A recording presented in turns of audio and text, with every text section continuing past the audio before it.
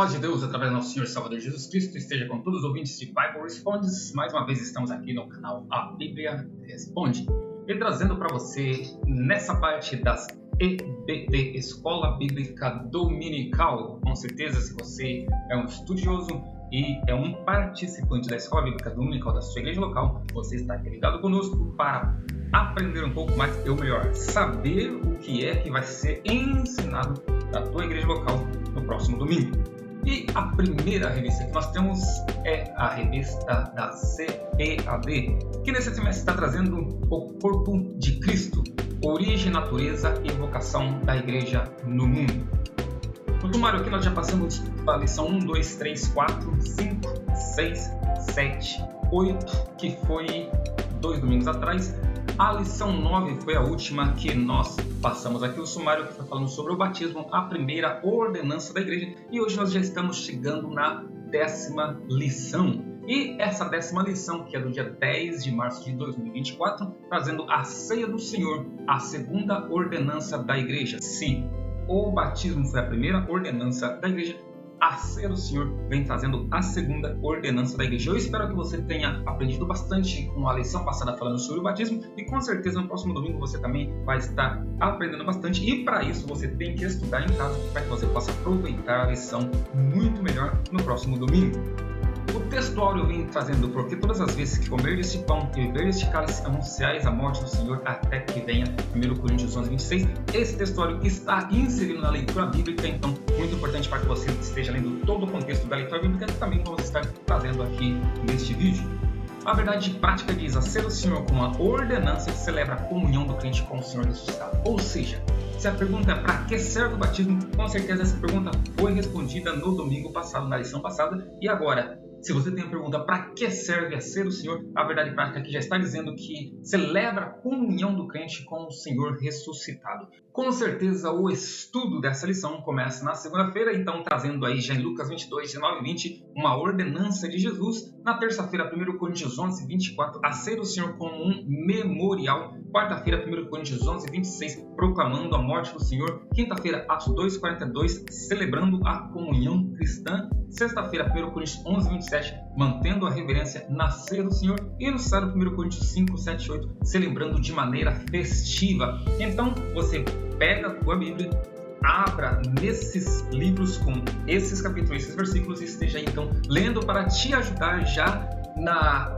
leitura, ou melhor, no estudo da revista, para que você possa estar aí mais atento e também ajudando na tua escola bíblica dominical da tua igreja local. A leitura bíblica em classe está em 1 Coríntios 11, 17 ao 34. Então temos ali dizendo: nisto, porém, eu vou dizer-vos, não vos louvo, porquanto vós ajuntais não para melhor, senão para pior. Porque antes de tudo ouço que quando vós ajuntais na igreja, há entre vós dissensões, e em parte eu creio. Até importa que haja entre vós heresias, para que os que são sinceros se manifestem entre vós. Pessoal, que quando vós ajunteis no lugar, não é para comer a ceia do Senhor. Porque comendo cada um, a toma antecipadamente a sua própria ceia, e assim um tem fome e outro embriaga-se. Não tendes porventura casas para comer e para beber? Ou desprezais a igreja de Deus e envergonhais os que nada têm? Que vós direi? Louvar-vos-ei? Nisso não vos louvo, porque eu recebi do Senhor o que também vos ensinei, que o Senhor Jesus, na noite em que foi traído, tomou o pão. E tendo dado graças, o partiu, disse: tomai, comei, isto é meu corpo, que é partido por vós, fazei isto em memória de mim. Semelhantemente também, depois de cear, tomou o cálice, dizendo: este cálice é o novo testamento no meu sangue, fazeis todas as vezes que beberdes em memória de mim. Porque todas as vezes que comerdes pão e beberdes este cálice, anunciais a morte do Senhor até que venha. Portanto, qualquer que comer este pão e beber o cálice do Senhor indignamente, será culpado do corpo e do sangue do Senhor. Examine, pois, o homem a si mesmo, e assim coma deste pão e beba deste cálice. Porque o que come e bebe indignamente, come e bebe para a sua própria condenação, não discernindo o corpo do Senhor. Por causa disso, há entre vós muito fracos e doentes, e muitos que dormem. Porque se nós julgássemos a nós mesmos, não seríamos julgados, mas quando somos julgados, somos repreendidos pelo Senhor, para não sermos condenados com o mundo. Portanto, meus irmãos, quando vós ajunteis para comer, esperais uns pelos outros. Mas se algum tiver fome, come em casa, para que vós não ajunteis para a condenação. Quantas demais coisas, ordená-las-ei quando for ter bom gosto. Aqui nós vemos então Paulo escrevendo à igreja dos Coríntios sobre o que estava acontecendo naquela igreja, e ali já orientando e ensinando os irmãos de Coríntios como participar da ceia do Senhor. Então, todo o assunto que vai ser discutido dentro dessa lição, então, já está aqui inserido dentro desse texto bíblico. Por isso que é muito importante para que você esteja lendo a leitura bíblica que é feita em classe, para que você já esteja inteirado dos pontos que vai ser tratado na lição da Escola Bíblica Dominical. Aqui também, essa lição bíblica já responde muitas perguntas que muitos crentes devem ter.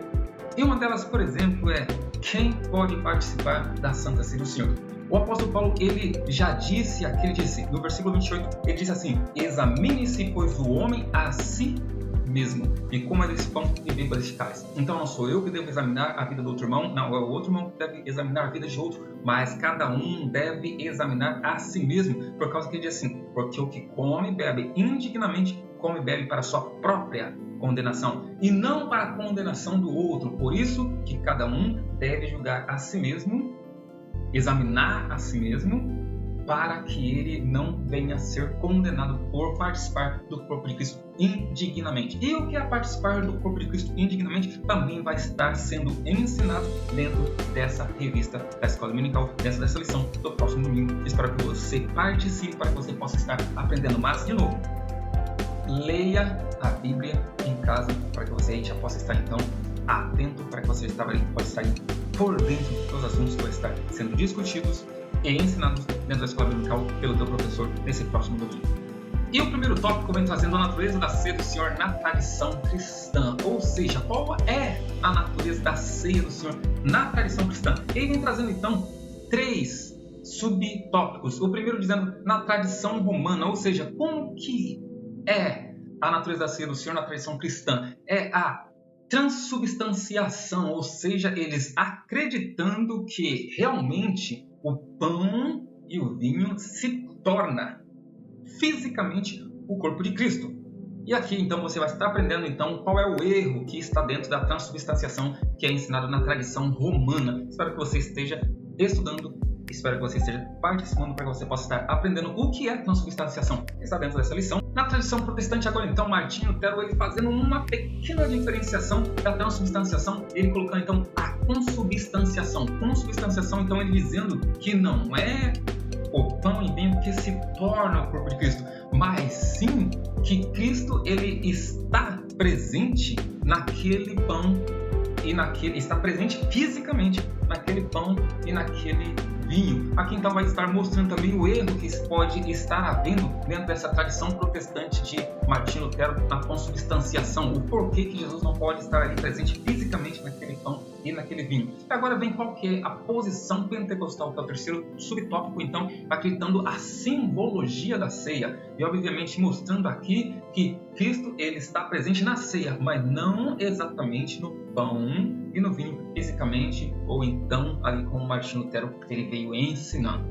Agora então, a partir daí que você já aprendeu transubstanciação, consubstanciação, você vai então estar vendo o segundo tópico, que é o propósito da ceia do Senhor. Qual que é o propósito da ceia do Senhor? Se na lição passada a pergunta foi qual que é o propósito do batismo, agora tem qual que é o propósito da ceia do Senhor. E o primeiro subtópico vem trazendo que é celebrar a expiação de Cristo, ou seja, Cristo expiou os nossos pecados na cruz do Calvário e agora ele mostra esse propósito quando nós participamos da ceia. O segundo subtópico vai mostrando que é proclamar a segunda vinda de Cristo. Então, para que nós possamos lembrar que Cristo veio uma vez e ele voltará outra vez. Toda vez que nós participamos da ceia, nós estamos proclamando, não somente lembrando disso, porque não podemos esquecer, mas também proclamando que Jesus virá outra vez. É para isso também que serve a celebração da ceia. E o terceiro subtópico vem celebrar a comunhão cristã. Isso aí está no textual, então toda vez que nós participamos da Santa Ceia, nós estamos agora em comunhão um com os outros. A comunhão ela tem que ser diária, ela tem que ser sempre, mas nós estamos aí celebrando essa comunhão que nós já temos.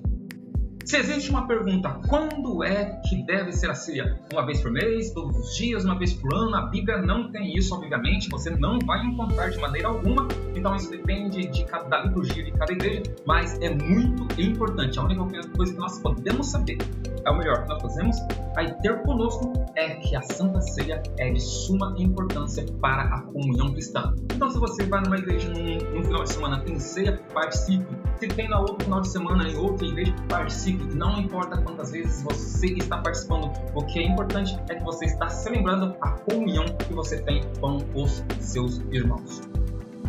Qual é o modo de celebração da ceia do Senhor? Esse aqui é o terceiro tópico, também muito importante, para que pode ser aí respondido essa pergunta. Qual é o modo de celebração? Então, o que é participar indignamente? É participar de uma maneira desordenada, participar de uma maneira indisciplinada. E é isso aqui que Paulo veio ensinando aos coríntios. Se você participa de uma maneira indignamente, você está participando para a sua própria condenação. Como dizer ele ali aos coríntios, uns se embriagavam, outros comiam demais, deixavam outros com fome, e a ceia do Senhor não é para isso. Como ele disse, se você tem fome, coma na sua própria casa.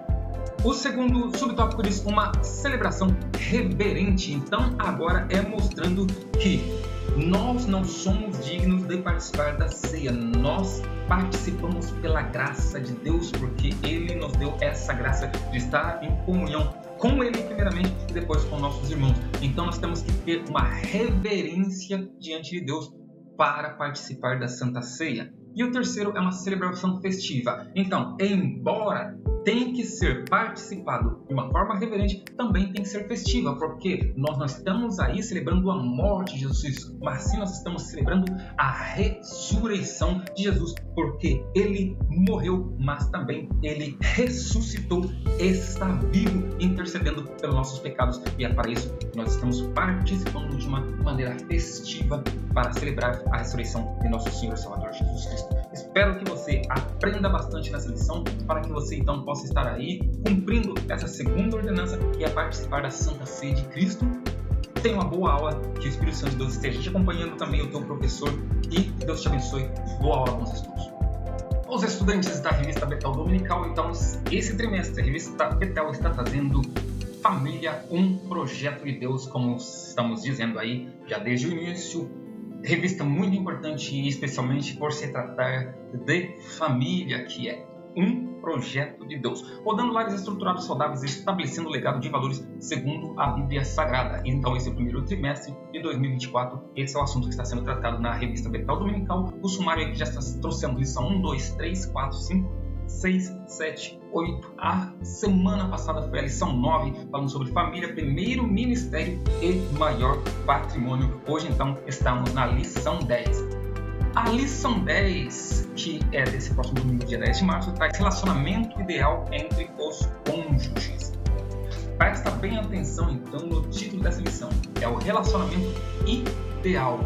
Não existe um relacionamento que seja perfeito, mas sim existe um relacionamento ideal. É isso que vai estar sendo ensinado na lição da Revista Betel no próximo domingo, nesse dia 10 de março de 2024. O textuário está dizendo: todavia, nem o varão é sem a mulher, nem a mulher sem o varão no Senhor. Paulo agora ensinando aos coríntios que um não vive sem o outro, um depende do outro. Esse é o relacionamento ideal. O homem não é sem a mulher e nem a mulher sem o homem, e o ambos no Senhor. Esse é o relacionamento ideal. Quando nós deixamos na mão de Cristo, então o casamento será ideal, o relacionamento será ideal, nunca perfeito, porque nós não somos perfeitos. Na verdade, aplicado diz: o marido deve amar a sua esposa como a si mesmo, e a esposa deve respeitar o marido, honrando-o como cabeça do casal. Uma coisa que nós estamos fugindo nos dias atuais, mas biblicamente falando não tem como fugir. O marido ama a sua esposa como a si mesmo, então primeiro o amor deve ser próprio. Assim, se ele se ama mesmo propriamente, ele vai amar a sua esposa como ele ama a si mesmo. Não vai querer o mal dela, não vai fazer nada contra ela que ele não fizesse contra si mesmo. E a esposa deve respeitar o marido. Então, se ele a ama assim da maneira como ele ama a si mesmo, então ela deve respeitar o marido, honrando-o como cabeça do casal. Isso aí então vai estar dentro dessa lição que você vai estar aprendendo no próximo domingo na tua igreja local. Os objetivos da lição é mostrar fundamentos do relacionamento conjugal. Quais são os fundamentos? Vai estar aqui dentro da lição. Explicar pontos que facilitam a harmonia do casal. Então aqui pontos bíblicos que vai facilitar a harmonia do casal no lar. Falar sobre mutualidade, reciprocidade e cumplicidade. 3 fatores que devem estar presentes dentro desse relacionamento. O texto de referência está em Provérbios 31 e também Cantares de Salomão 8, Provérbios 31, ali com 4 versículos 10, 11, 28 e 29. Mulher virtuosa, quem a achará? O seu valor excede o de rubis. O coração do seu marido estará confiado e a ela nenhuma fazenda faltará. Levanta seus filhos, a chamam na bem-aventurada, como também seu marido que a louva, dizendo: muitas filhas obraram virtuosamente, mas tu a todas é superior. Então aqui Salomão dizendo que mulher virtuosa é difícil achar, mas quando acha, o seu valor é muito maior do que qualquer pedra preciosa. Ele coloca aqui o exemplo do rubis. Ela é louvada, exaltada, então por todo o seu lar ali, começando do seu marido, dos seus filhos e também até das outras pessoas. Cantares de Salomão 8 diz: as muitas águas não poderiam apagar este amor, nem os rios afogá-lo. Ainda que alguém desse toda a fazenda de sua casa por este amor, certamente a desprezariam, porque o amor, então, pela esposa, da esposa para o esposo, do esposo para a esposa, então está acima de qualquer fazenda, acima de qualquer riqueza. As leituras complementares, então, agora a lição começando a ser estudada na segunda-feira, Salmo 128, bem-aventurado aquele que teme ao Senhor. Terça-feira, Provérbios 14, uma mulher sábia edifica a sua casa. Quarta-feira, Eclesiastes 4:12, cordão em 3 dobras, o valor da unidade. Quinta-feira, Amós 3:3, duas pessoas andarão juntas sem acordo. Sexta-feira, 1 Coríntios 7:2-5, o marido e a mulher e os deveres conjugais. Sábado, 1 Coríntios 13:4, o amor não age em ciúmes. Os motivos de oração, então, para a semana é: ore para que haja harmonia entre o casal. Então, comece a sua lição estudando a partir de segunda-feira até o sábado, para que você possa chegar ali já preparado na sua escola bíblica, no musical, ajudar o professor a auxiliar para que outras pessoas também possam estar aprendendo aquilo que está sendo ensinado.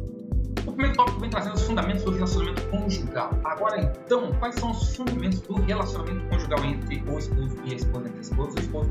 O primeiro subtópico desse relacionamento tem que ser com amor. Relacionamento com amor. Se há amor, então tudo vai ser superado, mas esse relacionamento tem que ser com amor. A segunda coisa é com confiança. Então, a confiança não pode ser quebrada. Lembrando que a confiança, para ela ser construída, demora anos, para ser destruída apenas 1 segundo. O relacionamento tem que ser com amor e também com confiança. O terceiro subtópico mostrando tem que ser com diálogo.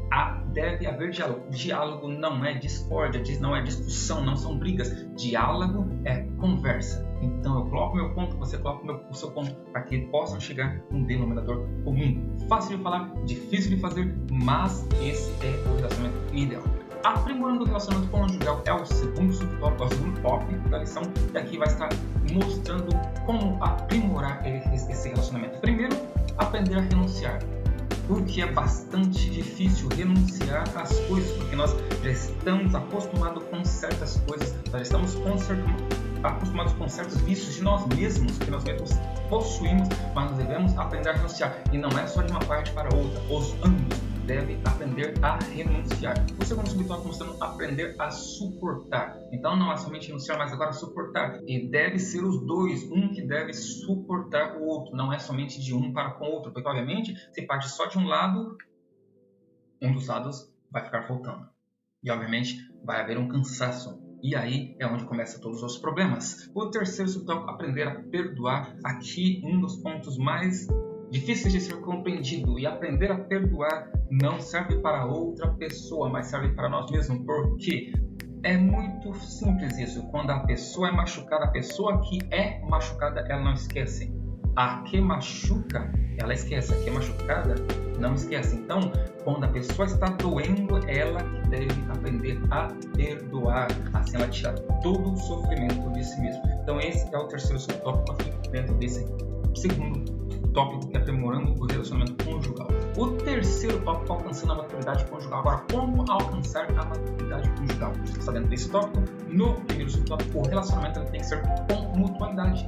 Então tem que ser mútuo, como eu já vim dizendo. Então tem que partir de ambos os lados. Não é somente de um. Obviamente cada pessoa tem características diferentes. Uma pessoa se entrega mais, outra pessoa se entrega menos, mas o relacionamento tem que ser com mutualidade. Segundo subtópico, o relacionamento tem que ser com reciprocidade. Então tem que ser recíproco, tem que haver reciprocidade. Eu te dou, eu também recebo. Assim como mutualidade, então também tem que ser com reciprocidade. E o terceiro subtópico tem que ser com cumplicidade. Todos esses três tópicos, todos esses três adjetivos, mutualidade, reciprocidade e cumplicidade, um complementa o outro. Aqui, dessa forma, nós podemos estar alcançando a maturidade conjugal. De novo, como eu disse, fácil falar, difícil de fazer, mas quando ambos se dispõem a cumprir com esse requisito dentro da Bíblia Sagrada e de acordo com os mandamentos de Cristo, aí sim tudo vai bem. Eu espero então que você possa estar se preparando para que você possa estar aprendendo no próximo domingo com esta revista muito importante da Escola Bíblica Dominical, falando sobre a família. Boa aula e que o Espírito Santo de Deus fale mais em teu coração. Para quem está acompanhando aí a revista PEC Programação de Educação Cristã Continuada, esse primeiro trimestre de 2024, a revista está trazendo Jó, Provérbios, Eclesiastes, Cântico dos Cânticos, aí 4 livros para que você possa estar aí acompanhando, estudando, então, continuadamente esses 4 livros, que é um após o outro. Nessa revista aqui, então, dentro desses 4 livros da Bíblia, então eu venho trazendo aí 13 lições. Já passamos pelo primeiro livro, que foi o livro de Jó, que foi a lição 1, 2, 3 e 4. Já passamos também pelo livro de Provérbios, que foi a lição 5, 6, 7 e 8. A semana passada começamos então Eclesiastes do 1 ao 4, que foi falando sobre as experiências da vida. E agora, seguindo Eclesiastes ainda, temos a lição 10, que está falando então sobre Eclesiastes 5 a 8, a casa de Deus e os contrastes da vida. Essa é a lição 10 do dia 10 de março de 2024. O texto áudio diz: não te precipites com a tua boca, nem o teu coração se apresse a pronunciar palavra alguma diante de Deus, porque Deus está nos céus e tu na terra, portanto sejam poucas tuas palavras. Eclesiastes 5, 2. Aqui então Salomão sendo bastante duro para com os seres humanos diante de Deus. Então não precipite a falar, nem com a tua boca, nem o teu coração, porque Deus está nos céus, então foi Ele que fez tudo que está aqui embaixo, Ele está em cima e tu, ou seja, nós estamos aqui na terra. Pouco as nossas palavras, se fosse diante de Deus, toda a boca se cale e todo o joelho se dobre. Palavra bíblica aqui então para todos os seres humanos. A verdade prática diz: como encaramos as palavras, as riquezas e as injustiças da vida revelam o estágio do nosso relacionamento com Deus. Muitas coisas passam diante das nossas vidas e como nós encaramos as coisas, os fardos, os fatos, principalmente as coisas ruins, como nós encaramos elas, as palavras que nós falamos, tudo aí vai mostrar qual é o estágio do nosso relacionamento com Deus. E mesmo as coisas boas, porque nas coisas boas também muitas pessoas tendem a esquecer-se de Deus, mas como nós encaramos as riquezas, as coisas boas e as coisas ruins, aí mostra qual é o estágio do nosso relacionamento com Deus. Essa é uma verdade prática. A leitura bíblica para estudo, você vai estar abrindo a sua Bíblia no livro de Eclesiastes, capítulo 5, do versículo 1 ao 20, e estudando então esses versículos que está aí então para a sua leitura bíblica do próximo domingo. A aplicação pessoal diz: Deus confere equilíbrio à nossa vida, dando-nos bênçãos suficientes para nos manter felizes e fardos suficientes para nos manter humildes. Isso ajuda-nos a manter firmes e confiarmos no Senhor. Ele pode transformar fardos em bênçãos. Então, mostrando aqui que na aplicação dessa lição, o que Deus faz é equilibrar a nossa vida. Ele então nos dá bênçãos suficientes para nos manter felizes nessa vida, mas Ele também nos dá fardos suficientes para nos manter humildes nessa vida. Isso vai balancear uma coisa e a outra. Quando você perceber que os fardos estão mais pesados do que as bênçãos, Deus pode transformar fardos em bênçãos. O primeiro tópico traz a casa de Deus e o voto. Como deve ser, então, a casa de Deus e o voto? Primeiro, no subtópico 1, falando sobre a casa de Deus. Guarda o teu pé. Está em Eclesiastes 5:1. Então, quando entrar na casa de Deus, como deve ser portar? Como nós, como seres humanos, devemos nos portar na casa de Deus, porque nós estamos diante de Deus, que é santo. O segundo subtópico vem trazendo as palavras precipitadas, Eclesiastes 5, 2 a 3, que não pode sair da nossa boca palavras precipitadas. Isso aqui nós temos que primeiro pensar antes de falar. E o terceiro subtópico falando qual é o compromisso de um voto. Primeiro, não vote, mas se votar, então você paga aquilo que você votou. O segundo tópico vem trazendo a vaidade das riquezas. E aqui mostra então para teologia da prosperidade uma lição muito importante aqui falando sobre a vaidade das riquezas. Está em Eclesiastes 5, 8, 6 ao 12. O amor ao dinheiro, o primeiro subtópico. Aqui um problema seríssimo, então, o amor ao dinheiro sendo tratado em Eclesiastes 5, do 10 ao 15. Riquezas e bênçãos de Deus. Quais são as riquezas e as bênçãos de Deus? Aqui não é uma coisa só material, mas sim espiritual. Está sendo tratado em Eclesiastes 5, 18 ao 20. Riqueza e sua insegurança. Agora, quando nós temos riqueza, qual é a insegurança que o homem tem a partir do momento que ele tem as riquezas? Está sendo tratado em Eclesiastes 6, do 1 ao 2.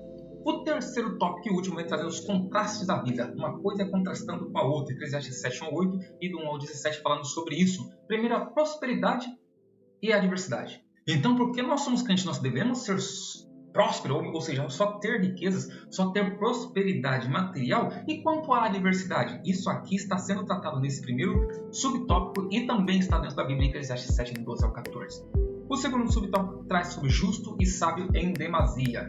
Eclesiastes 7, 16 ao 17. E o último subtópico, coisas encobertas e coisas reveladas. Qual o contraste de um outro? Agora, como fica quando as coisas encobertas e quanto as coisas reveladas? Eclesiastes 8, do 16 ao 17. Lição muito importante, continuada ali no livro de Eclesiastes, do 5 ao 8, para que você possa estar aí estudando primeiro dentro dessa lição. Se você ainda não comprou a sua revista, procure um local adequado, seja uma livraria ou seja um site especializado. Compre a sua revista que ainda está em tempo para que você possa ler, possa estudar e possa participar na tua igreja local. Deus te abençoe. Boa aula!